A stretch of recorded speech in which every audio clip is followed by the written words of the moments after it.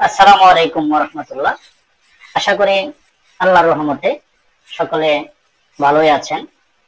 আজকে আমি আপনাদের সাথে আলোচনা করব জহির নিয়ে। জহির আসলে কি?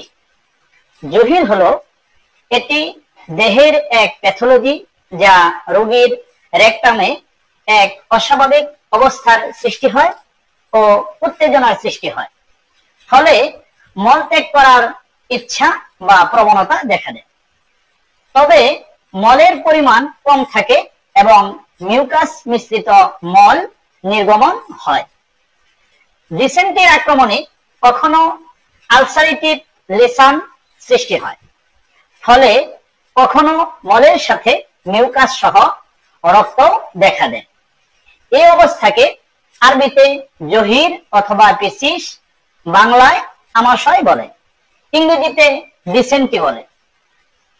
জহির বা ডিসেন্টি মূলত একটি অন্ত্রিক রোগ যা ছত্রাক আধিক্য, হজম শক্তির দুর্বলতা ও নানা রকম জীবাণুর আক্রমণে হয়ে থাকে।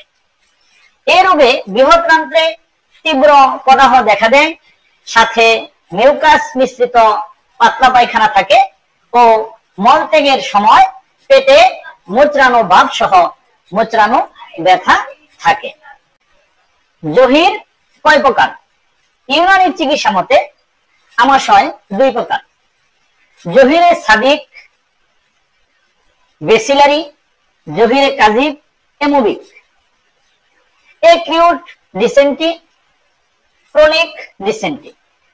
এলোপ্যাথিক চিকিৎসা বিজ্ঞানে ডিসেন্টি দুই প্রকার: এমোবিক ডিসেন্টি, বেসিলারি ডিসেন্টি। ডিসেন্টি কেন হয়?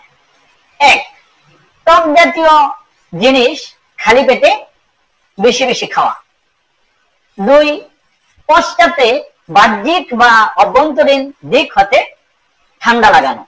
তিন, কোন শক্ত জিনিসের উপর দীর্ঘক্ষণ বসে থাকা। চার, কাঁচা ও গুরুপাক খাদ্য, ঠান্ডা, বাসি, লবণাক্ত খাবার বেশি বেশি খাওয়া। পাঁচ, মলদ্বারে উষ্ণ প্রদাহ হওয়া। আমাশয়ের লক্ষণগুলি কি কি? এক, বারবার মলত্যাগের প্রবণতা। দুই, মলের সাথে মিউকাস যাবে। তিন, পেটে তীব্র ব্যথা ও পায়খানার বেগ থাকবে। চার, দেহের তাপমাত্রা বৃদ্ধি পাবে। পাঁচ, দেহ দুর্বল হবে।